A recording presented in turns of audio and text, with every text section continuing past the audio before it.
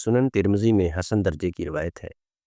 سیدنا انس بن مالک رضی اللہ عنہ فرماتے ہیں، نبی کریم صلی اللہ علیہ وسلم کو جب کوئی کام سخت مشکل پیش آتا تو آپ کہا کرتے تھے، یا حیو یا قیوم برحمتی کا استغیث، اے ذاتی اور دائمی زندگی والے، اے سب چیزوں کو قائم رکھنے والے اور خود سب سے بے نیاز، میں آپ ہی کی رحمت کے ساتھ مدد طلب کرتا ہوں۔ اس حدیث مبارکہ کا مفہوم یہ ہے، یہ دعا غم، بے چینی، مالی تنگی، بیماری، گھریلو یا ذہنی مسائل، کسی بھی پریشانی، سٹریس، ڈپریشن، انزائٹی یا ناممکن لگنے والے کام میں بھی پڑھی جا سکتی ہے۔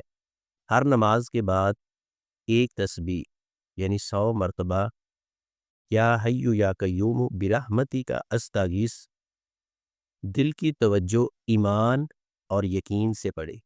یہ دعا ہمیں یاد دلاتی ہے کہ جب سارے راستے بظاہر بند ہو جائیں تب بھی اللہ ہی کی رحمت کے دروازے کھلے رہتے ہیں۔